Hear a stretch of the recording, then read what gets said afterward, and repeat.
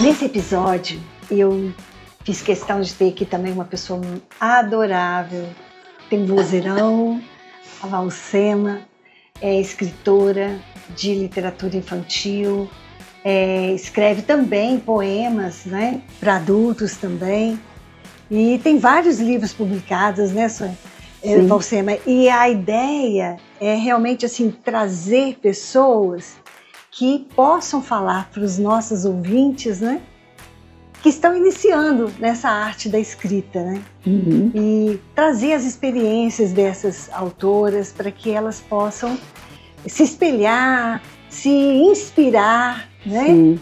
Uhum. Isso é muito bom e eu sei que você tem uma vivência maravilhosa, tem muitos anos que você já escreve, né? A Valsema, ela é poeta, ela foi professora, né, Valsema? Você Sim, não é mais professora, professora, né? de português. É historiadora também. E você já reside em Vila Velha há muitos anos, né? 50 anos. 50 anos de Vila Velha. Ela é membro da Academia Feminina Espírito Santense de Letras, né? Minha colega da academia. E ela pertence a Academia de Vila Velha. Academia de Vila Velha, Instituto vários Histórico. grupos, né? De artistas e escritores, Sim. Né? Tanto daqui quanto da Serra também, né? Muito bacana. E, Valsema, hoje a gente está tratando da literatura infantil, Sim. Em especial. Mas eu já falei em outros episódios, né, os anteriores, para os nossos ouvintes, que a literatura, ela não tem, assim, vamos dizer, não existe uma literatura infantil, nem existe uma literatura juvenil. Existe uma literatura, né, que pode criança ser lida pode por ler. crianças, exatamente. Jovens podem ler, Sim. Idosos podem ler, né, adultos. Então, a literatura ela tem essa versatilidade, né? Ela é versátil e ela é abrangente para todo mundo, né? Então é bem bacana isso.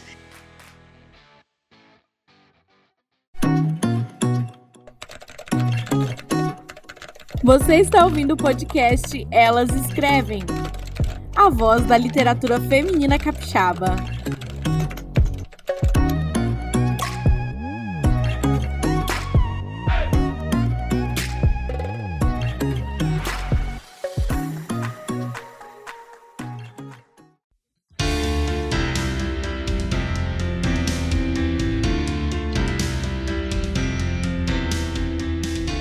Embora você tenha sido professora por muitos anos, você acha que a literatura que você produziu para criança sofreu muito a influência dos ensinamentos de um professor? Sim. Eu comecei a trabalhar como professora assim que terminei o magistério.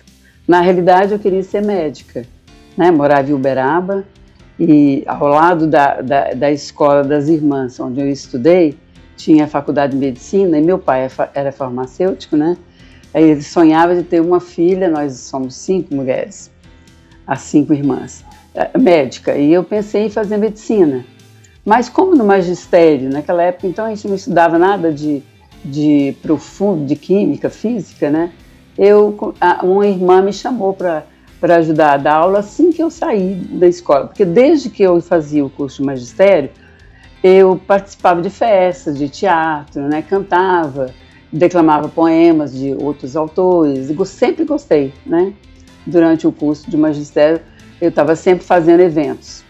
Então, quando eu saí, quando terminei o curso, a irmã me chamou logo em seguida para me dar aula, ajudá-la numa aula que ela precisava de se afastar para uma cirurgia, né?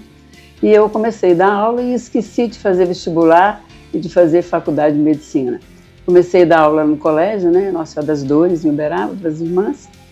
E aí me dediquei mais à parte literária também, porque eu já gostava. A irmã sempre brincava comigo, como eu falei no carro para você, né?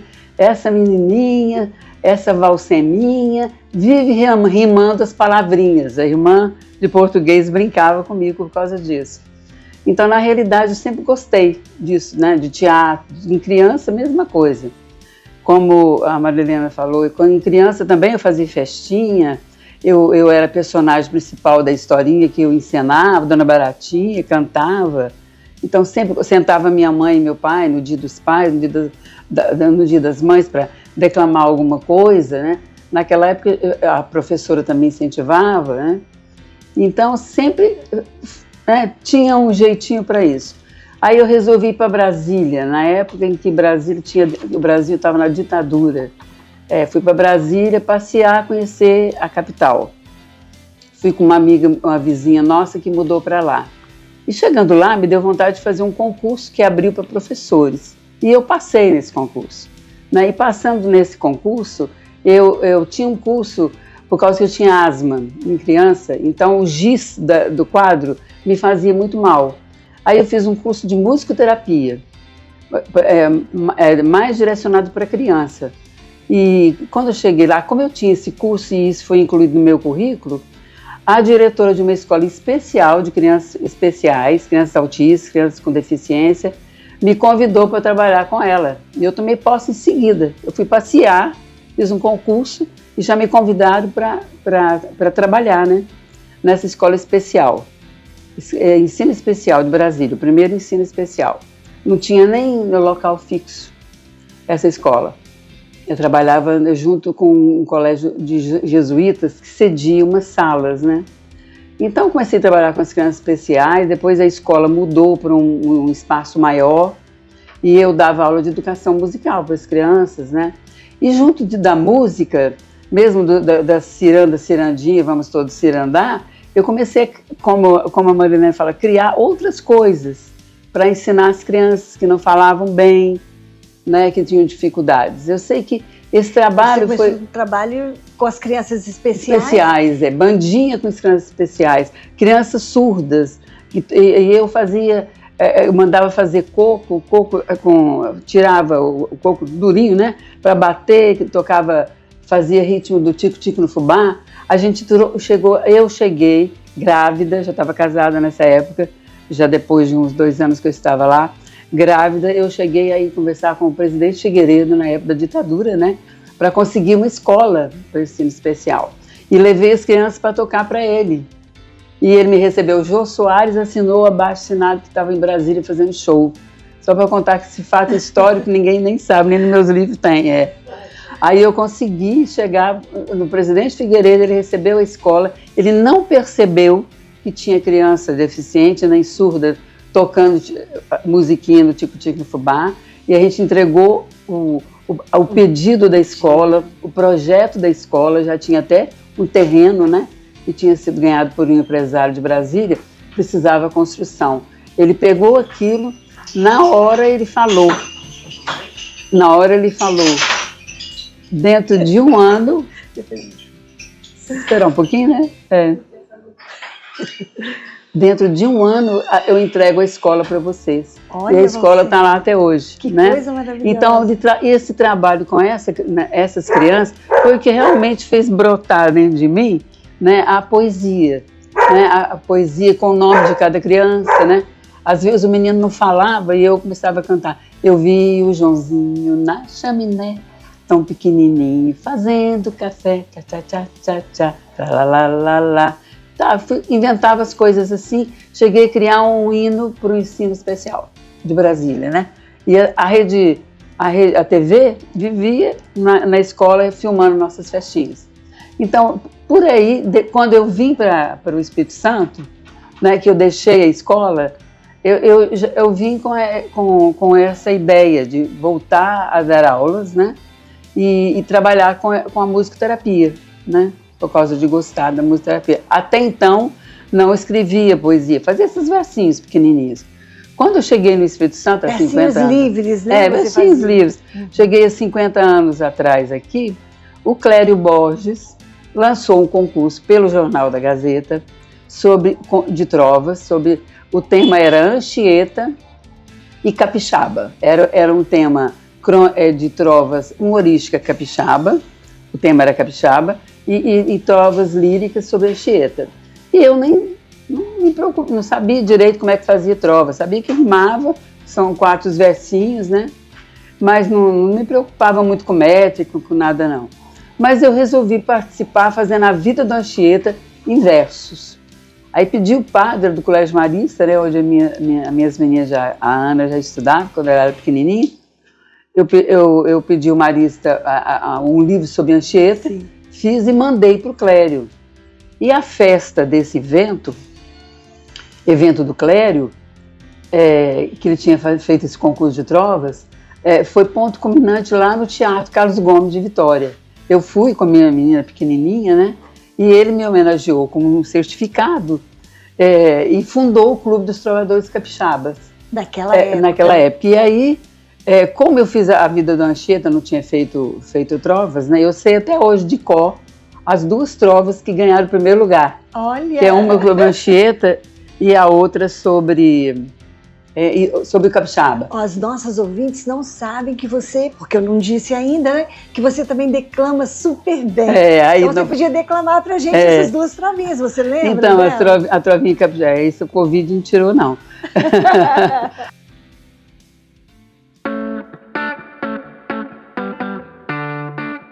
Em festa no Espírito Santo, quem for mineiro não vai. Você aí nesse canto, eu sou capixaba, uai.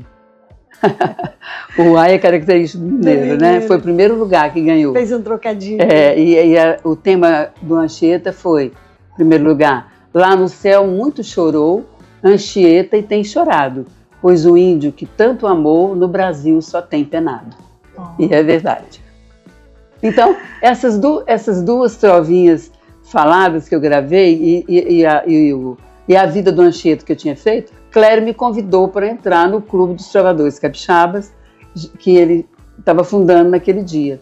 E como eu morava em Vila Velha, não tinha lugar para ele reunir, eu descobri que tinha a Academia de Letras de Vila Velha, né?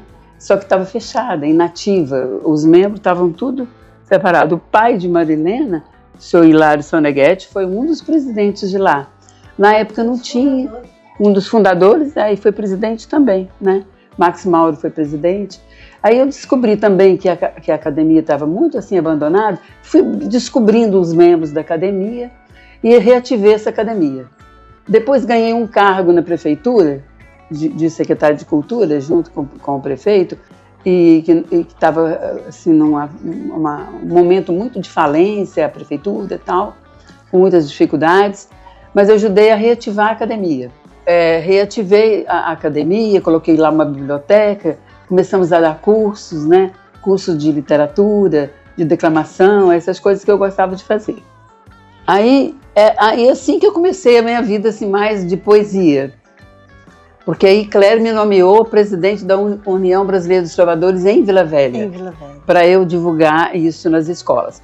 Cheguei nas escolas, Marista, no Colégio São José, quase professora nenhuma sabia nada do que era trova, nem como fazia trova. Trova mesmo bem feita, né? E eu comecei a olhar, estudar e tal, e ir para as escolas fazer uma palestrinha para as professoras, né? E depois eu sei que cheguei a fazer um concurso de trovas, que atingiu até a Bahia. Recebi trovas, o tema era mãe. O tema era mãe, era deficiente, por causa de eu trabalhar com as crianças deficientes. E eram 3 temas, mãe, deficiente, eu não me lembro qual é o outro. Eu sei que eu lancei esse concurso para criança. Eu ensinava na escola como fazia as trovas, né, aos professores e às crianças, e abria esse concurso. Eu sei que nós corrigimos um grupo de escritores, fui conhecendo o pessoal, né? A gente escolheu os melhores. Eu fiz o primeiro livro de trovas infantis do Brasil, que acabou, nem trouxe ele aqui. Só tem um exemplo que deve estar guardado lá na minha biblioteca. Né? Não tem mais, Só trovinhas de criança de 7 a 14 anos, né? Então, bem bonitinho. Me lembro que as minhas meninas eram pequenas e fizeram trova para mim. Tem até uma que eu me lembro hoje, a minha mãe é a Mulher Maravilha, dá 1000 voltinhas por dia tentando ajudar as filhas. Que lindinha, era a minha vidinha com elas, né? E sobre o deficiente eu não me lembro agora qual que era uma das mais bonitas feitas. Então eles fizeram trovas lindas, vinha pela televisão. Foi a época que Milce Henriques fazia um programa A Gazetinha, que fazia um trabalho com as crianças. E chegou trovas através da Gazetinha também, sabe? dava o endereço dos concursos que eu fazia, né? Então foi assim um momento de despertar de literatura mesmo, né? E depois eu fui para o Instituto Histórico, passei também a fazer parte do Instituto Histórico Geográfico, era secretário de Cultura de Vila Velha, né? E fizemos um grupo de Associação Canela Verde de Cultura, a gente criou um grupo, tínhamos reuniões e a academia foi reativada através desse trabalho de poesia, de literatura e tudo mais. E o Clério começou a fazer as festinhas de um ano do Clube dos Trovadores, que eu tinha ajudado a inaugurar quando eu cheguei, né, de Brasília. Então foi assim que eu comecei a minha vida literária. E aí escrever poemas também, às vezes crônicas, né? Então, você é interessante. Eu fui numa escola uma certa vez, né? Fui numa escola e eu precisava falar com as crianças o que seriam os poemas, né? Como criar poemas, como escrever poemas, como ler poemas, né? Então eu pensei assim um pouco o que seria escrever contos e o que seria escrever poemas, né? As histórias, né? Que são os contos, elas entram na gente e percorrem um caminho dentro da gente que vão até a cabecinha da gente, que é a imaginação, né? Exatamente. É onde a gente imagina, onde a gente vai produzindo as histórias. Mas o poema, ele percorre um caminho diferente, não é? O poema, ele percorre um caminho que vai direto no coração. Alma e coração. Ele nem quer saber de sair dali. Ele não vai para a cabeça, ele vai só para o coração e fica ali, e envolve. Então, esse caminho diferente que o poema percorre, que não tem muito a ver com a razão, não é? Não tem a ver com o início, meio e fim de uma história, né? O poema, ele não está preocupado com isso. Foi mais ou menos isso que aconteceu com você? Foi você quem buscou assim, imaginou, escolheu escrever poemas, porque a gente vê que a sua obra é mais toda mesmo centrada nos poemas, né? É claro que tem alguma coisa de conto, tem, né, de histórias contadas, mas a gente sabe que os poemas são mais fortes mais fortes na vida. Então, foram os poemas, palavrinhas que se tornaram poemas, que te escolheram, ou você que escolheu escrever poemas? Eu acho que a palavra é super importante, né? Às vezes uma pessoa, por exemplo, eu me encontrei com um menino que foi meu aluno e era candidato agora a vereador. E já era vereador e candidato a reeleição. Posso até falar o nome dele, não tem problema, foi o Renzo, esqueci o sobrenome do Renzo, o Renzo. E eu me lembro, eu me encantei uma vez que ele estava fazendo uma divulgação da candidatura dele num palanque e eu estava perto, assim, ouvindo. Quando eu vi que ele ia falar, eu parei e ouvi. E ele me direcionou quando me viu, né? E falou, eu tenho que agradecer, eu estar aqui hoje falando para vocês, pedindo meu voto, eu tenho que agradecer aquela moça que está ali, ó. Na época eu era mais mocinha, viu? Aquela moça que está ali na frente, que é a Valsema, que foi minha professora e foi uma luz na minha vida, que eu praticamente reensinei ele a ler. Eu tinha dificuldades fonéticas, eu trabalho muito com isso também, né? Poxa, e que a poesia... político precisando falar em público, precisa de uma boa dicção, né? Então, aí ele falou, ela me deu muita luz, né? Ele falou, Valsema, muito obrigado pela luz que você deixou em mim. Você falou o que a poesia deixa, né? A luz que você deixou em mim através das aulas, das redações, que não conseguia fazer bem, tinha a dificuldade, assim, né? Quase que uma realfabetização que você fazia, às vezes, com as crianças. Eu fazia em casa, individual, né? Com crianças que já estudavam na escola, mas tinham dificuldades na língua portuguesa. Então, né? Os poemas ajudam as então, crianças. Então, a palavra, né? A palavra, eu acho assim que ela estimula muito. Então, o fato dele falar para mim que eu fui luz na vida dele, né? Me ensinando ele a melhorar toda a poesia, para poder falar também, ser desenvolto, sabe? Então só para mostrar a importância da palavra na vida da gente. Então, eu acho assim, a poesia é sim aquilo que está no coração. A palavra luz, por exemplo, mexeu comigo. Interessante, as palavras movem a vontade de escrever sobre aquilo. Exatamente. E os poemas, eles têm essa, vamos dizer assim, essa valorização da palavra, né? Num poema, a gente precisa escolher as palavras. Por exemplo, no Reino das Palavras, que é o meu livro, que eu acho ele um dos livros mais importantes que eu fiz para criança, né? Eu trabalhei, por exemplo, as idades. Tem poema para criança, para o jovem, para o velho, para separação, coisas que acontecem na vida das crianças, dos estudantes, né? Dia a dia. Os pais separam, ficam tristes, né? Então tudo isso assim. Então, como o Reino das Palavras, por exemplo, palavras que, por exemplo, o envelhecer é título de poema, a juventude é título de poema. Então eu acho que a palavra, como você falou, estimula e o amor que tem no coração da gente de ajudar a fluir aquilo ali, né, que está faltando. Eu não sei de cor, não, mas o livrinho de trovas infantis era uma coisa linda.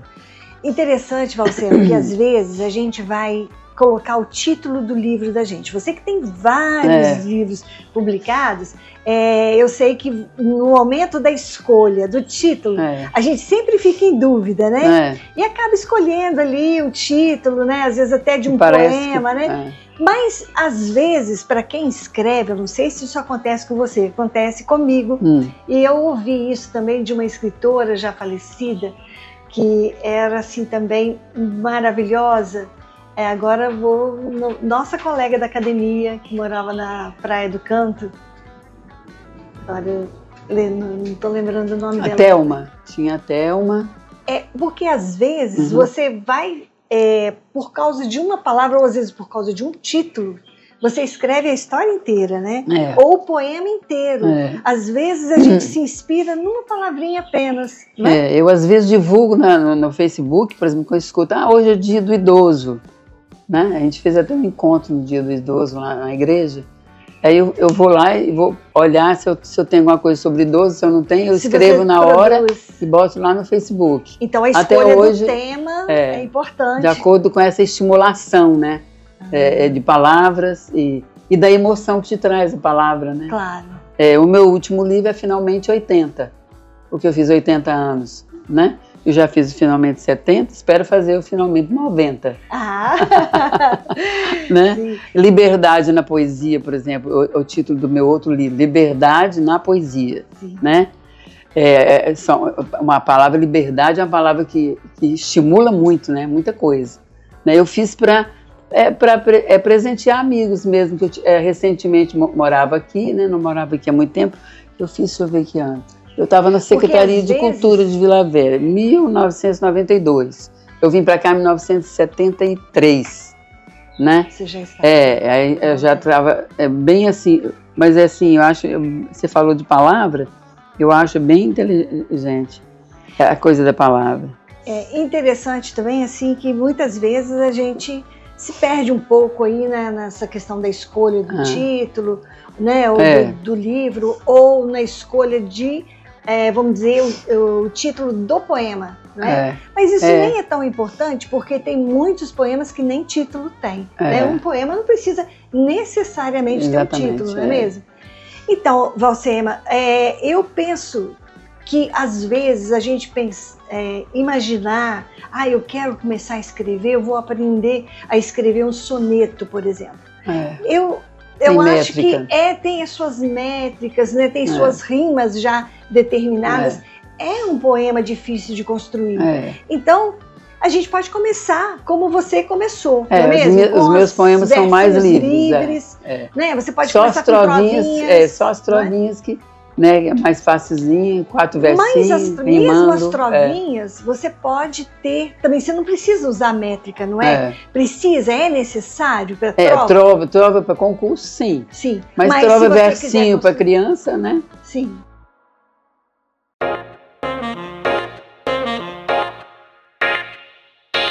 Eu vi minha mãe chorando aos pés da Virgem Maria. Era uma santa escutando o que a outra santa dizia. Essa trova é famosa, esqueci o nome do autor, um autor importante. E a criança, no tema Mãe, do meu livrinho de trova, ela escreveu: não ligo que o mundo rode se minha mãe ficar bem. E penso, como é que pode gostar tanto assim de alguém? Olha que linda, de uma menina de 13 anos. foi o primeiro lugar que eu sei também de cor até hoje, né? A Adriana escreveu: a minha mãe, a mulher, é a Mulher Maravilha, dá 1000 voltinhas por dia tentando ajudar as filhas. Quer dizer, a vivência dela. A vivência dela. E rimando. Né? Aí rimando. E sem muita preocupação com a métrica, né? Quantas sílabas tem, não precisa ter essa preocupação. Rimando o segundo com o quarto, o primeiro com o terceiro, né? Tudo, cruzadinho, né? Sim. Primeiro com o terceiro, segundo com o quarto. As trovinhas, né? Agora, o poema mais livre, eu gosto mais do poema livre também, independente de soneto com métrica. Agora, quando eu dava aula para ensinar, eu ensinava certo. Claro, já ensinava, né? Falava os sonetos normas, do Vinícius de Moraes, de autores que faziam belos sonetos, né? Eu usava muito o Vinícius de Moraes, os poemas, para declamar, incentivar a meninada, e também do Carlos Drummond de Andrade, eram também, alguns, né? que eu decorava. Drummond é um exemplo, né?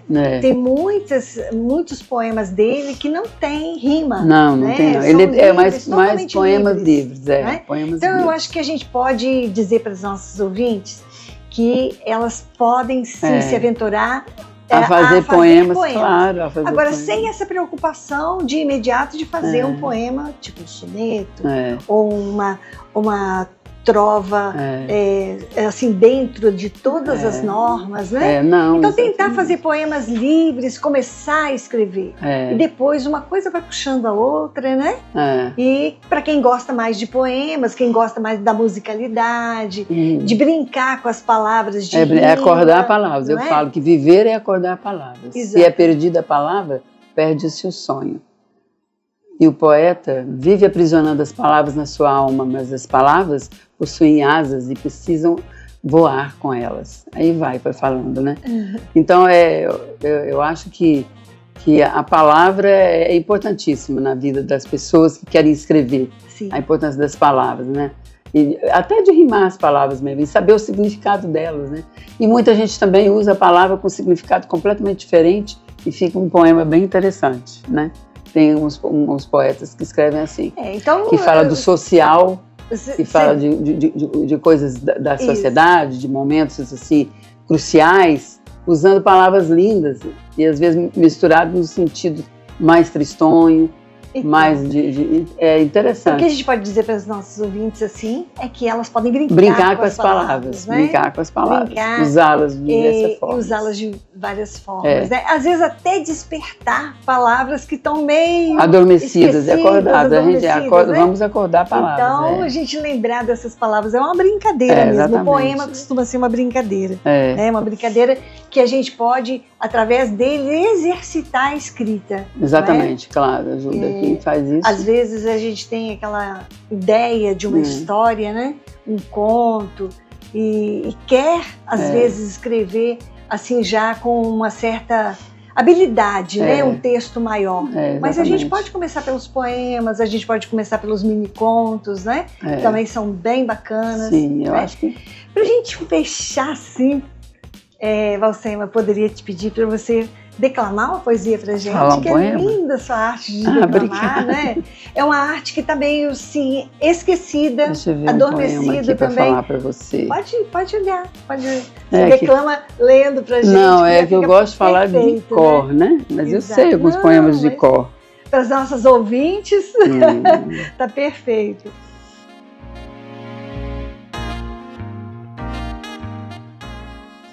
Eu quisera saber compor e cantar, e fazer para você uma canção de ninar. De ninar, menino grande, que às vezes sorri, mas quase sempre também chora, pois o mundo é tão grande, há tanta gente lá fora e o homem está só.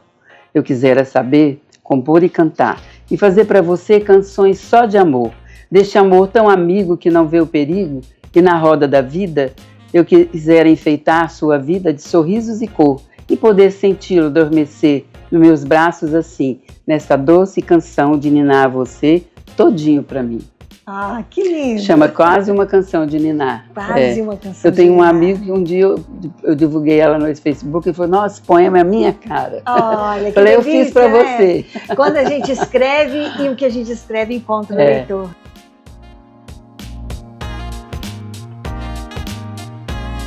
E me fiz mulher, e me dei alma e me conquistei calma. Só eu me fiz feliz. Só eu me ensinei versos e gritei protestos. Pari 3 filhas, abortei poemas e tenho 3 netos. Eis Valsema, a poeta. Muito obrigada, Valsema, por você estar com a gente no podcast. Obrigada a mim, uma honra estar aqui com você. Tomara que apareçam bastante poetas e escritores por aí afora. Muito obrigada, viu?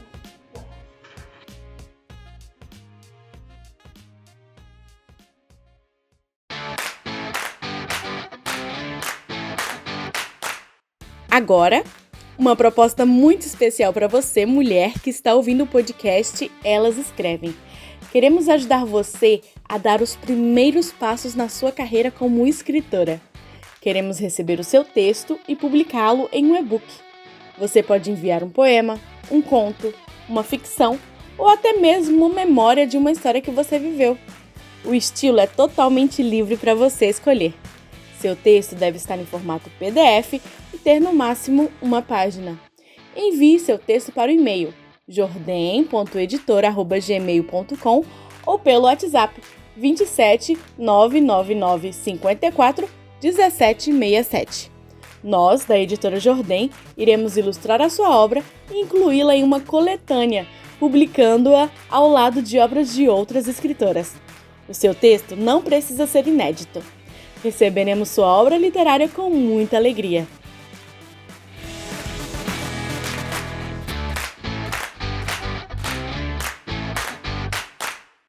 Apresentação e roteiro, Neuza Jordem. Captação de áudio, Áquila Marques. Edição, Elijance Marques. Realização, Lei Paulo Gustavo e Prefeitura Municipal de Vila Velha.